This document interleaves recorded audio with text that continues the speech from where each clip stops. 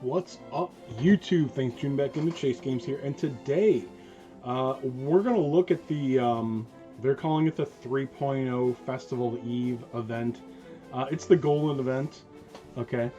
So this was the precursor to the 2-year in JP. Once again, don't think too much about what is going to run alongside DQ3. It very well could be a rehashing of JP's 2-year event. Could be nothing, okay? Could be Golden Week. Who knows? Expect disappointment, okay? But let's talk about the Golden event, okay? We're going to have a couple of event quest chapters, and from what I see, this is going to be the, like old-fashioned. Like, there's not story chapters, and then they unlock another set of stages where you actually farm things. No, the story is where you farm the things. So there's a chapter 1 and chapter 2. So you'll be able to farm some older units that I don't believe are very significant. Maybe the only notable one is Tusketeer, who I still think is not that big a deal. And I think he's going to be available elsewhere. Much better farm in Reminiscence soon. But anywho, yeah, you'll be able to farm up the A-rank Gold Lion and the A-rank Golden Cactuar or Cacball or whatever. So he'll be there. Anyway, a pretty short story in this one. It should be 2 5-part episodes, I believe. There will be an event login bonus.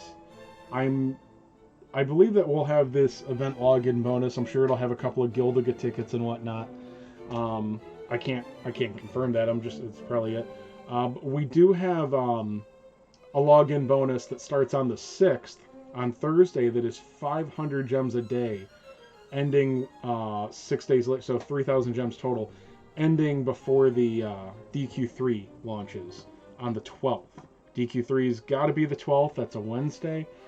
And okay, so the in-game notice doesn't say when the Golden event ends, but the Metal Fest that runs alongside it, that also starts tomorrow, that ends on the 12th as well. Although you can see that this event actually ran in JP for a full 15 days.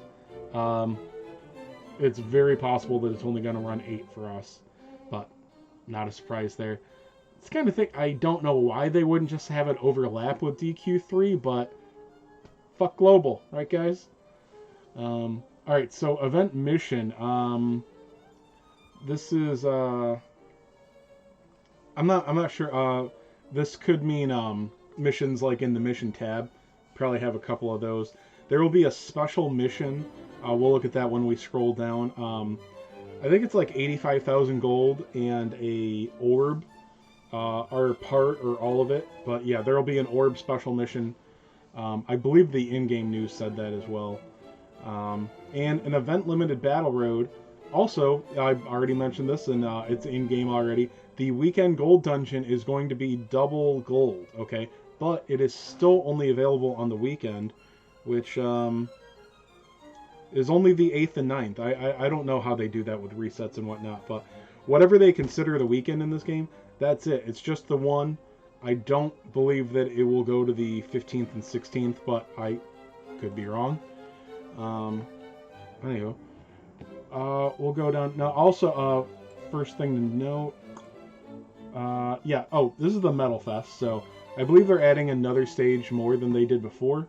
I think it went up to 80,000 before. Now they will have a new stage that drops 120,000 gold. For reference, with the passport, I believe it drops 30,000 gold. The standard experience daily. So this is 4 times as much as a passport daily stage on the XP. I don't know how many units and what kind it's going to have in it. Obviously, they're metal enemies. Obviously, there's no offensive threat there, but you might need to bring some units that are good at dealing with metals, multi-hit, AoE, high crit, things of that nature. I believe all kinds of elemental damage are null. I think that includes spell. I can't quite recall, but you'll figure it out real fast. So you'll want to bring weak monsters to take advantage of it, but you might need to bring one or two things to do it. Although you don't necessarily need to clear them all to beat the stage, but you will lose XP if things run away. I don't think you can skip it, but don't hold me to that. Use skip tickets is what I mean. The other thing is, this is one that I would not count on, okay? But in Japan, these are not the 48-hour banners. In Japan, they had, I don't know if these were 24 to 48 hours. They had paid once only banners for all of these units: Greynarl, Duel, Dual Magus, Slime Tank, Santa Elena, Robot Dude, Barbaros, whatever his name was, Rapthorn, DQ11 boss, who cares? And the worst unit in age is Extreme Killing Machine 3, or just Extreme Killing Machine? Yeah. So, honestly, I think Greynarl and Duel, Santa Elena, are really the only ones to care about. The other ones aren't all necessarily bad, but yeah. I would not count on getting those, but JP did get those during their golden event. Let's move on. There will be a Battle Road. I think I got this open here. Yeah, so the units available for the Battle Road, you've got the new ones here, the Gotcha unit, the Gotcha banner, the 2 new A ranks that are farmable, and then at least I think these are also farmable in the event, but these are not units that really need to be farmed, and also they're probably better to farm somewhere else. Right now, none of them are important. At least this guy.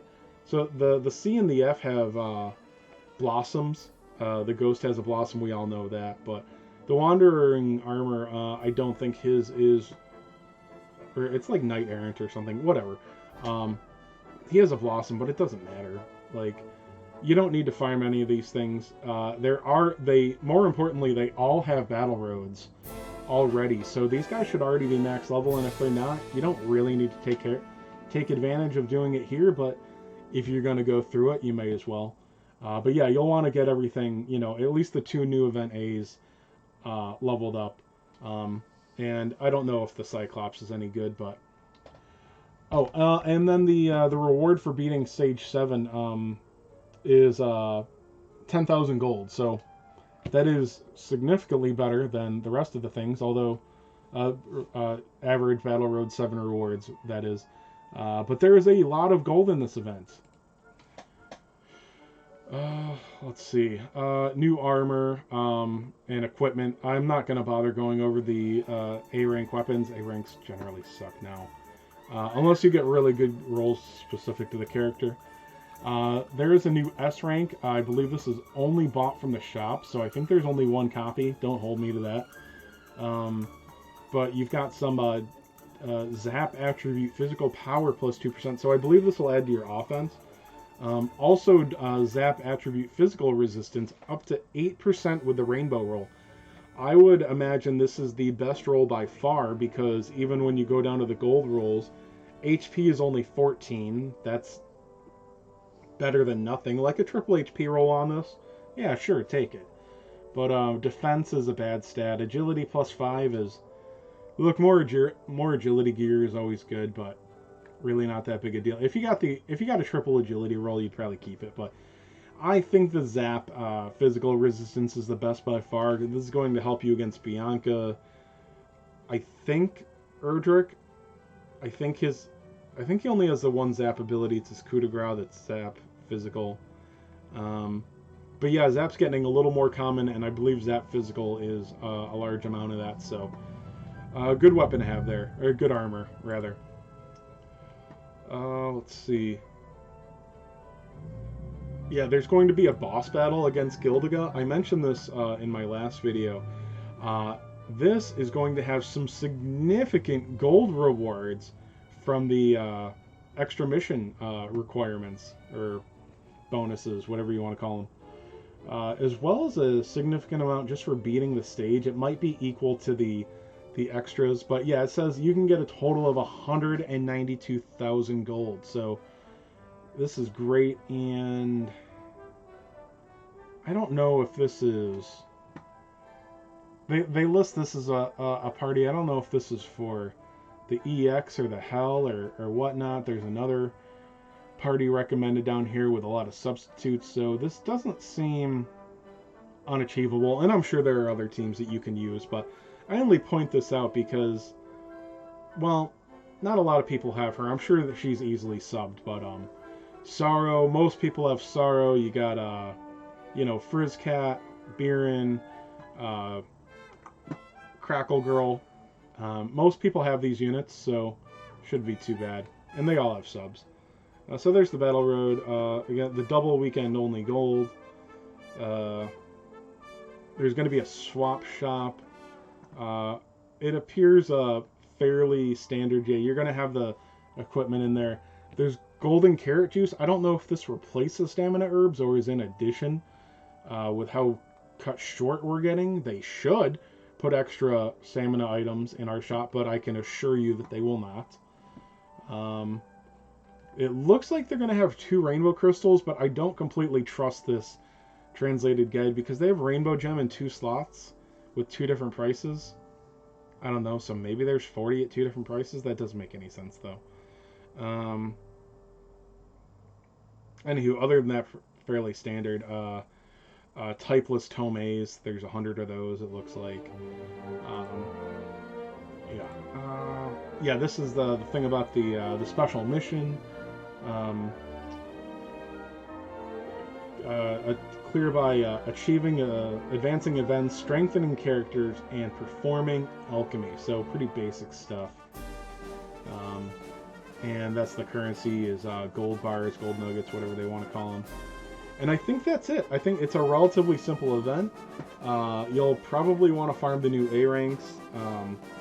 They have the new nasty habit of putting something important as their 5th awakening, so you generally want to go all the way on them now.